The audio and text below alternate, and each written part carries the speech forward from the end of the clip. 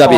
কোরআন শরীফের কথা শুনলাম, হাদিস শরীফের কথা শুনলাম, শোনার পরে যদি না মানি তাহলে এখানে এসে লাভ নেই, গিয়ে ঘরে ঘুমুন, এসে লাভ নেই। আপনার আমার মতো আবু জেহেল, আবু লাহাব, উতবা, শাইবা তারাও কোরআন শরীফ শুনেছিলেন আমার রাসূলের মুখে। কি গো, কথা ভুল না ঠিক? পশ্চিম বাংলার মানুষ ভারতবর্ষের সবথেকে বেশি ওয়াজ নসিহত হয় এই পশ্চিম বাংলায়।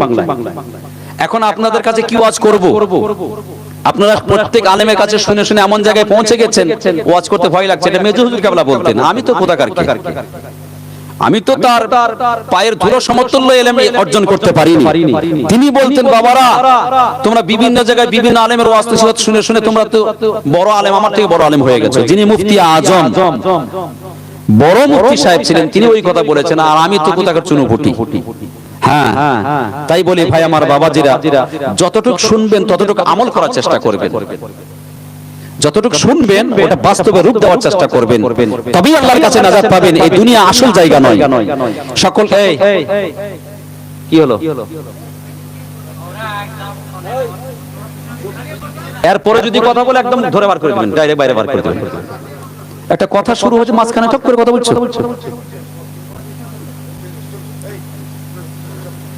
ভাই আমার বাবাজিরা, বাস্তবে রূপ দান যারা দিয়েছিলেন তাদের থেকে শিক্ষা নেন।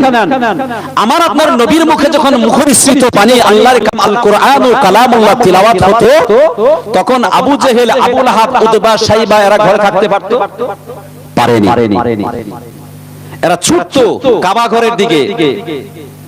মুসলমান একটু খেয়াল করে শুনুন, আল্লাহর নবী বিশ্বনবী দুজাহানের বাদশাহ জনাবে হাবিবুল্লাহ নবী মুহাম্মদুর রাসূলুল্লাহ সাল্লাল্লাহু আলাইহি ওয়াসাল্লাম হুজুর আমার যখন শোনার জবাবে আল্লাহ পাকের কালামুল্লাহ শরীফ কোরআন শরীফটা তেলাওয়াত করতেন, সেই সময়টা আবু জেহেল, আবু লাহাব, উতবা, শাইবা এরা থাকতে পারত না গো। রাসূলুল্লাহর বিরোধিতা করতেন। যখন আল্লাহ রাসূল বিশ্বনবী আমার কাবা শরীফের ভিতরে আল্লাহর কালামুল্লাহ শরীফ কোরআন শরীফটা তেলাওয়াত করতেন, আউযু বিল্লাহি মিনাশ শাইতানির রাজীম, বিসমিল্লাহির রাহমানির রাহিম বলে তেলাওয়াত শুরু করতেন। ও ভাইরা, বাবাজিরা, আম্মা জানেরা, নবী জানেরা, জওয়ান যুবকেরা একটু খেয়াল করে শুনুন, এই আবু জেহেল, আবু লাহাব, উতবা, শাইবা এরা আর ঘরে থাকতে পারত না। কারণ কোরআন শরীফ হলো আল্লাহ পাকের বাণী। এই কোরআন শরীফটা তেলাওয়াত করে আল্লাহ পাকের রহমত সেই জায়গাটায় বর্ষণ হতে থাকে। একবার জোরে বলেন সুবহানাল্লাহ, আর একটু জোরে বলেন সুবহানাল্লাহ।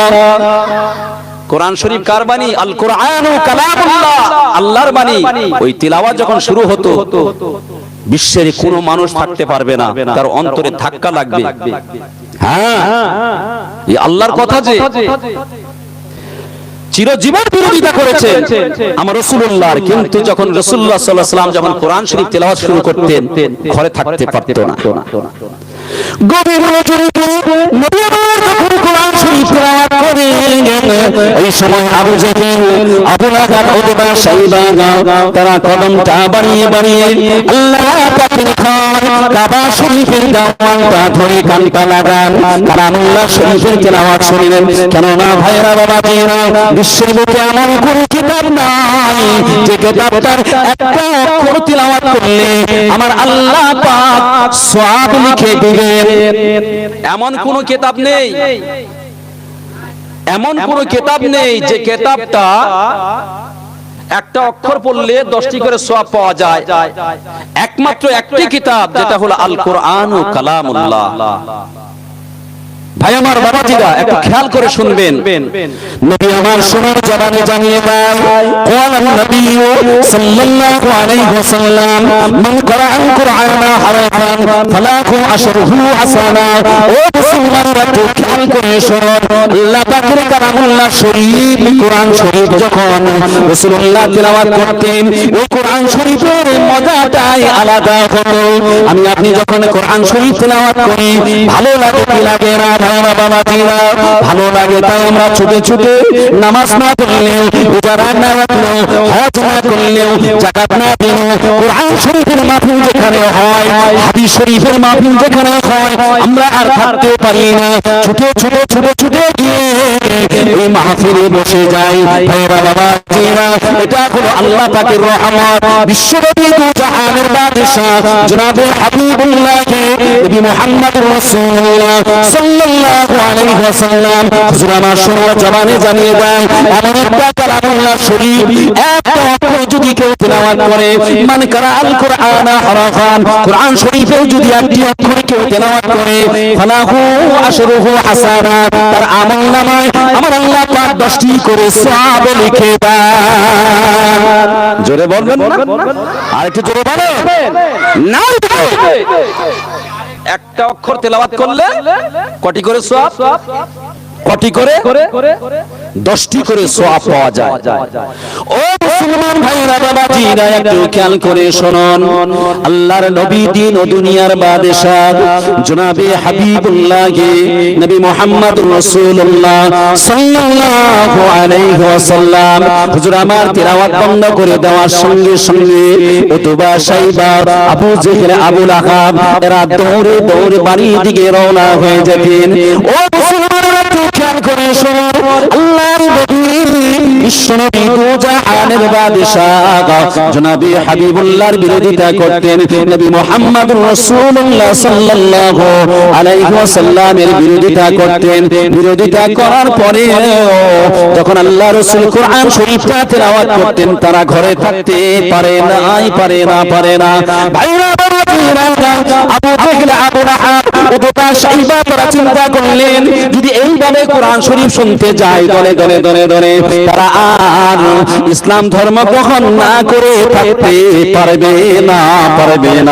তাই কি করলেন আবু জেহেল আবু লাহাব, এরা কি করলেন, চুক্তিপত্র করে নিলেন যে খবরদার কাল থেকে আর মুহাম্মদ সাল্লাল্লাহু আলাইহি ওয়াসাল্লামের তেলাওয়াত শুনতে আর কেউ যেতে পারবে না। বুঝতে পারেন? আবু জেহেল আবু লাহাব উতবা সাইবা এরা কি করলেন, আবু জেহেল আবু লাহাব একটা মিটিং করলেন যে এইভাবে কোরআন শরীফ যদি পড়তে সবাই যাতে শুরু করে দেয় শুনতে, তাহলে আর কেউ মুসলমান ধর্ম গ্রহণ না করে থাকতে পারবে না, সব মুহাম্মদ সাল্লাল্লাহু আলাইহি ওয়াসাল্লামের দলে হয়ে যাবে। তাই কি করলেন যে খবরদার কাল থেকে আর কেউ যেতে পারবে না। কোরআনের আকর্ষণ দেখেন কেমন। এই কোরআন শরীফ সম্পর্কে রাসূল বলছেন, বিশ্বের কোন কিতাব, বহু ধর্মগ্রন্থ এসেছে, ওল্ড টেস্টামেন্ট, নিউ টেস্টামেন্ট, আপনার রামায়ণ, মহাভারত, পুরাণ, গীতা, বাইবেল, একটা ধর্মগ্রন্থ পড়লেও 10টি করে সওয়াব দেওয়া হয় না। রাসূল বলছেন এই এমন একটা কিতাব যে কিতাবটার মান করাল কুরআন হারাফান, এই কোরআন শরীফের একটা অক্ষর যদি কেউ তেলাওয়াত করে, ফালাহু আশরুহু হাসানা, তার আমলনামায় আমার আল্লাহ 10টি করে সওয়াব লিখে দেন। এই এমন একটা কিতাব, আর ওই কিতাব যখন শুরু হয়ে যাবে, তেলাওয়াত শুরু হয়ে যাবে, বিশ্বের কোনো মানুষকে আটকানো যাবে না, কোনো মানুষকে আটকানো যাবে না। তাই হয়েছিল আবু জেহেল আবু লাহাব তারা আইন পাশ করলেন যে কাল থেকে নবী মুহাম্মদুর রাসূলুল্লাহ সাল্লাল্লাহু আলাইহি ওয়াসাল্লামের মুখনিসৃত বাণী কোরআনের তেলাওয়াত কেউ শুনতে যেতে পারবে না। চুক্তি করো, সহি করলেন, লেখা হয়ে গেল। কিন্তু দেখা গেল পরের দিন, পরের রাত্রে দেখা গেল লুকিয়ে লুকিয়ে আবু জেহেল আর ঘরে থাকতে পারে না, আবু লাহাবও থাকতে পারে না। রাসূল সাল্লাল্লাহু আলাইহি ওয়াসাল্লাম যখন গভীর রাত্রে কোরআন শরীফ তেলাওয়াত করতে শুরু করে দিয়েছেন, আবু জেহেল আবু লাহাব উতবা সাইবা যারা চুক্তি করেছিলেন, যারা লিখেছিলেন, সব গিয়ে কাবা ঘরের দেওয়াল ধরে রাসূলুল্লাহর মুখের তেলাওয়াত শুনতে শুরু করে দিয়েছে। একবার জোরে বলুন। অন্ধকারের রাত্রে মনে মনে ভাবছে আজকে তো আর কেউ যাবে না, আবু জেহেল ভাবছে আজকে কেউ যাবে না, এত সুন্দর তেলাওয়াত মুহাম্মদের মুখে সাল্লাল্লাহু আলাইহি সাল্লাম, সেটা কি আর ঘরে বসে থাকা যায়? তাই তারা দরজা খুলে লুকিয়ে লুকিয়ে গিয়ে কাবা ঘরের দেওয়ালে কান লাগিয়ে রাসূলুল্লাহর তেলাওয়াত শুনেছিলেন। একবার জোরে বলুন না সুবহানাল্লাহ।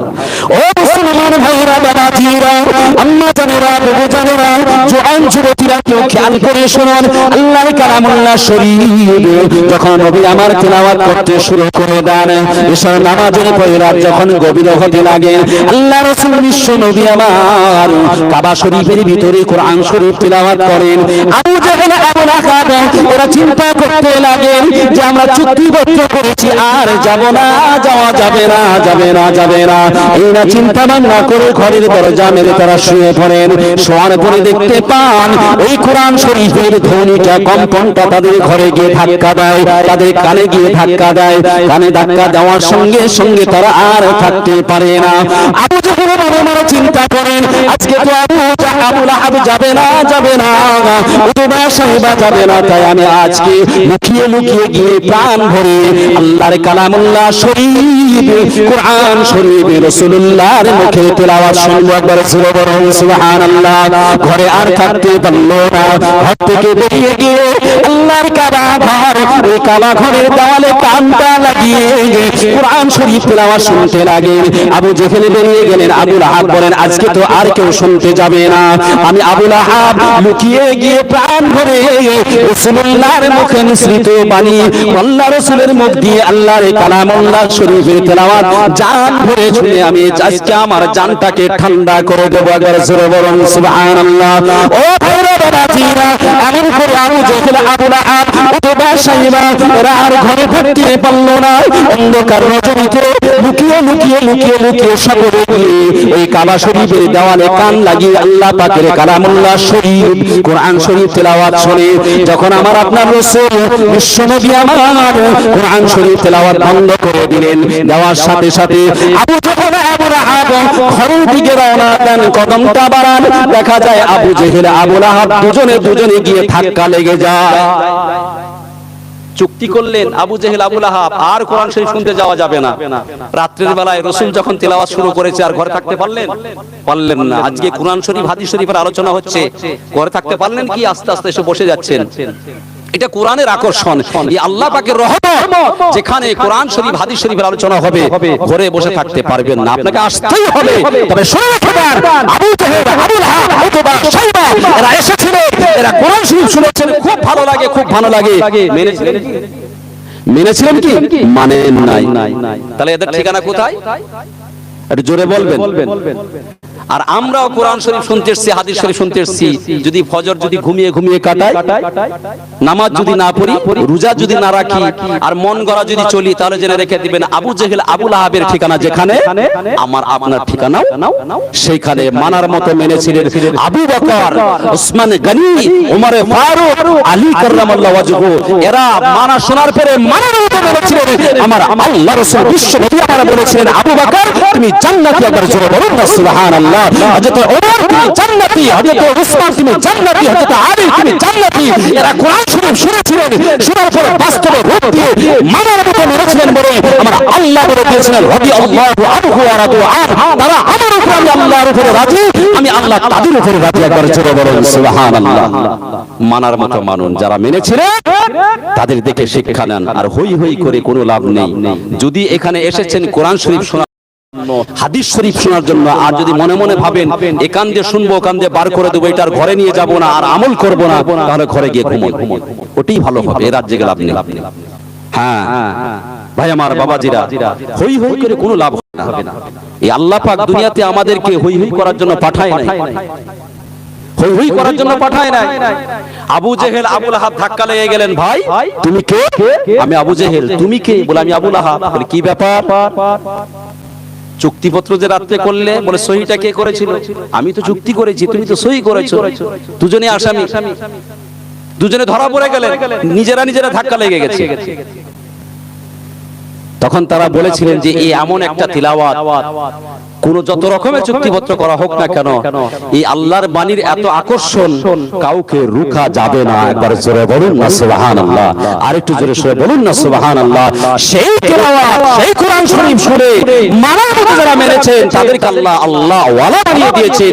আমরাও কি করতে হবে? মানার মতো মানতে হবে। আজকে শুনতে এসেছেন, বাস্তবে রূপ দেন। এই দুনিয়াটা দুদিনের জায়গা।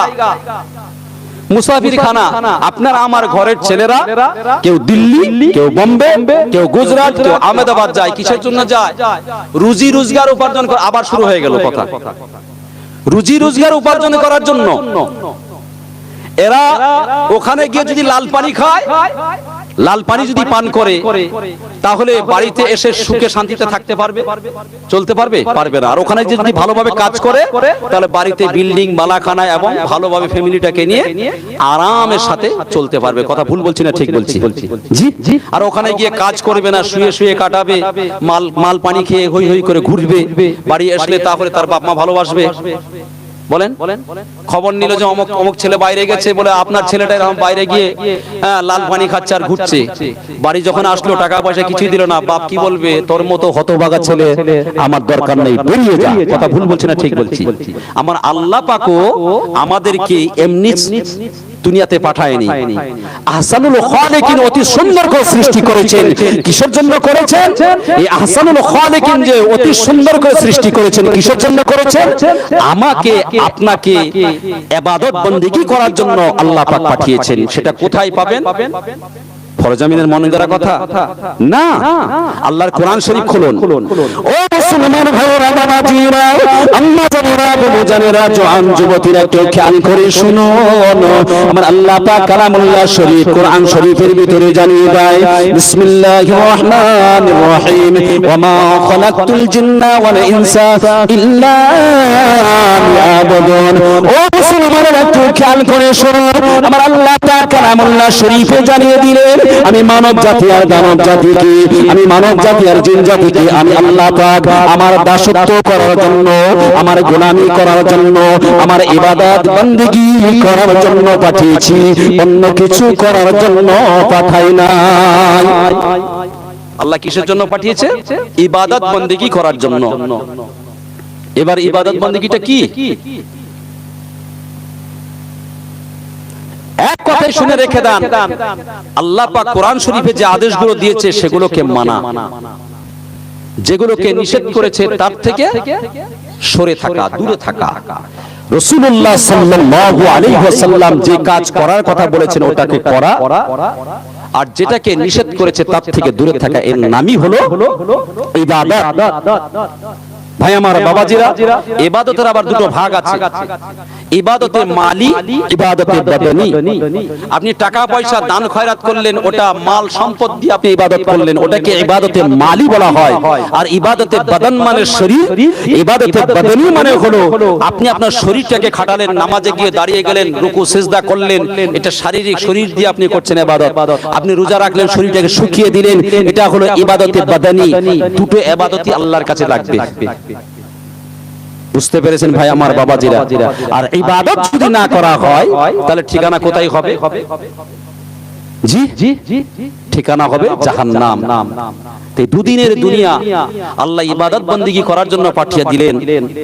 আমাদের ছেলেপুলেরা যদি বাইরে গিয়ে ভালো কাজ করে, ভালো উপার্জন করে, বাড়িতে এসে সুখে খায়, আল্লাহ পাঠিয়েছে তোমরা কিছু উপার্জন করে নিয়ে এসো। আর দুনিয়াও মাজরাতুল আখিরা, এটা তো শস্য ক্ষেত্র দুনিয়াটা, সেখান থেকে কিছু উপার্জন করে আমি আল্লাহ আমার কাছে নিয়ে এসো। নামাজ, রোজা, তাসবিহ, তেলাওয়াত, জিকির, আজকার, দান, খায়রাত, এগুলোই তো উপার্জন করতে হবে এখানে। আর সেগুলো আমরা বন্ধ করে দিয়েছি। নামাজ পড়ি না, রোজা রাখি না, হজ করি না, যাকাত দেই না। যাকাতকে এখন জরিমানা মনে করি। নামাজ, ওরে বাপরে, ফজরের আজান দেখ না, মসজিদে দেখা যাবে কজন আছে, কিরকম নামাজি, সব পরীক্ষা হয়ে যাবে ওখানে গেলে। ভাই আমার, বাবাজিরা, রাসূল বলছেন as-সালাতু মিফতাহুল জান্নাহ, নামাজ জান্নাতের চাবি হলো নামাজ। একবার জোরে বলবেন না সুবহানাল্লাহ? আরে জবান খুলে বলেন। এই নামাজ যদি কায়েম না করা হয়, বেনামাজি হয়ে যদি কেউ মারা যায়, জান্নাতের চাবি পাবে? রাসূল বলে দিয়েছেন as-সালাতু মিফতাহুল জান্নাহ, জান্নাতের চাবি হলো নামাজ। জীবনে কোনোদিন নামাজই পড়লো না, বেনামাজি হয়ে মারা গেল, সে জান্নাত পাবে? ভাই আমার, বাবাজিরা, দুটো পা ধরে বলে যাই, এই দুনিয়া আসল জায়গা নয়। আপনার চোখের সামনে কত মানুষ আপনার চলে গেলেন। খবরদার, খবরদার, এই দুনিয়া করে পাগল হবেন না। হাত দিবেন, ঠিক আছে? দুনিয়া দুনিয়া করে পাগল হবেন না। রাসূল বলছেন ক্বালান নবী সাল্লাল্লাহু আলাইহি ওয়াসাল্লাম আদ-দুনিয়া ওয়াসিজনুল মুমিনিন ওয়াল জান্নাতুল লিল কাফিরিন। যারা আল্লাহকে আল্লাহ বলে মেনে নিয়েছে, নবীকে নবী বলে মেনে নিয়েছে, তাদের জন্য এই দুনিয়াটা হলো জেলখানা, কয়েদখানা। কোন রকমে ইবাদত বন্দেগী করে পার হতে পারলেই তার জন্য বিশাল কিছু আছে।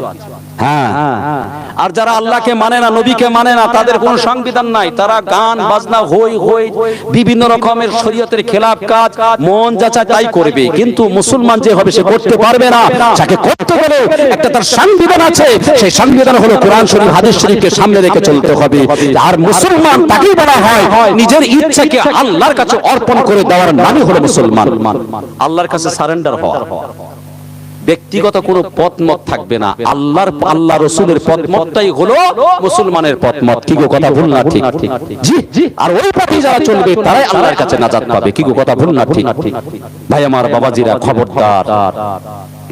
60-70 বছর জিন্দেগির জন্য লক্ষ লক্ষ কোটি কোটি মিলিয়ন বিলিয়ন বছরের জীবন জিন্দেগিটা নষ্ট করবেন না। হ্যাঁ, কবর এমন একটা জায়গা, সেখানে কাউকে সঙ্গী পাওয়া যাবে না। পাওয়া যাবে? জি। আল্লাহ তাআলা কালামুল্লাহ শরীফ কোরআন শরীফের ভিতরে জানিয়ে দিলেন, বিসমিল্লাহির রহমানির রহিম, কুল্লু নাফসিন যায়িকাতুল মউত। ও মুসলমান ভাইরা বাবাজিরা, একটু খেয়াল করে শুনুন। আমার আল্লাহ পাক কালামুল্লাহ শরীফে কোরআন শরীফে জানিয়ে দেয়, কুল্লু নাফসিন যায়িকাতুল মউত। যার ভিতরে আল্লাহ পাক জান দিয়েছে, যার ভিতরে আল্লাহ প্রাণ দিয়েছে, রূহ দিয়েছে, আত্মা দিয়েছে, তার মরণ হবে হবে হবে। মরণের স্বাদ, মরণের লজ্জত, মরণের পেয়ালা, এটা মজাটা নিতেই হবে। ও বাবাজিরা, আজরাইল আলাইহিস সালাম মালিকুল মউত যখন এসে যাবে, যদি বলেন 1 মিনিট সময় দেন, না দিবে না।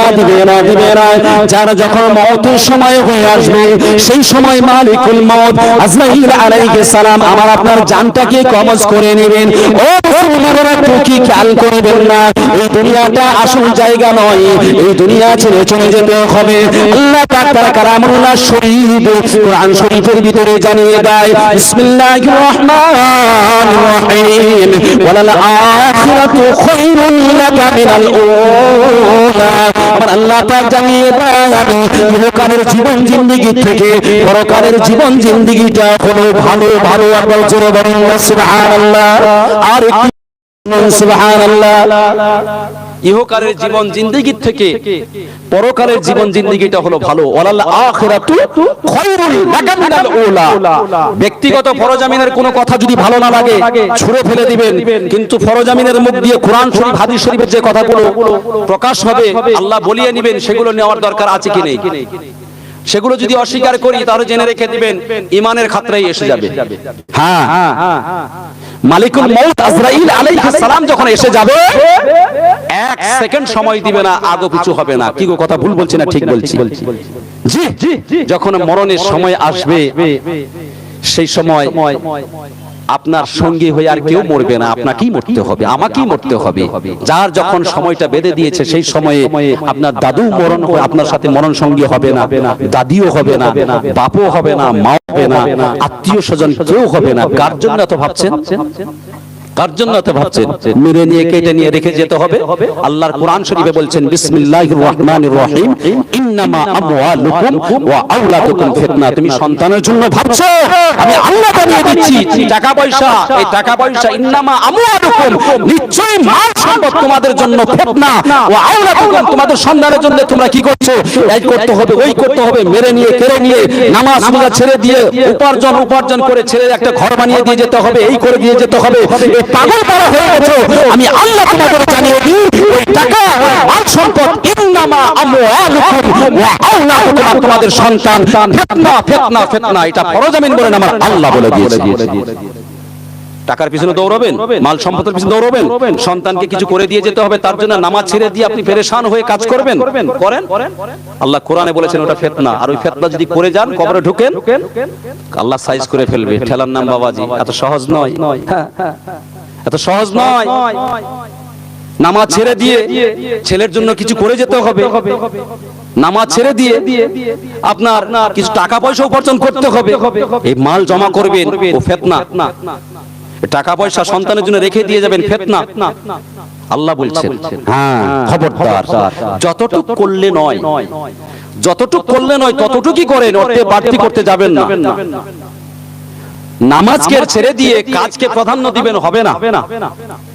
আল্লাহর ইবাদত বন্দেগীকে ছেড়ে দিয়ে আপনি আপনার এই দুনিয়াবি কাজ করতে গিয়ে আপনি সেটা করবেন, সেটা প্রাধান্য দিবেন, চলবে না সাহেব। কারণ এটা 60-70 বছর জিন্দেগি। আপনার ছেলেটা যেন ঠকে না যায় তার জন্য প্রাইভেট দিলেন, হ্যাঁ, A for apple, B for ball শিখালেন সাহেব। এই 60-70 বছর ঠকে না যাওয়ার জন্য এত সুন্দর করে ট্রেনিং দিলেন, 500 টাকা মাইনে, 1000 টাকা মাইনে দিয়ে এ প্লাস বি হোল স্কয়ারের সূত্র মুখস্থ করালেন, হ্যাঁ, সায়েন্সের আপনার সূত্র মুখস্থ করিয়ে দিলেন, হ্যাঁ, নিউটনের দ্বিতীয় সূত্র তৃতীয় সূত্র মুখস্থ করালেন।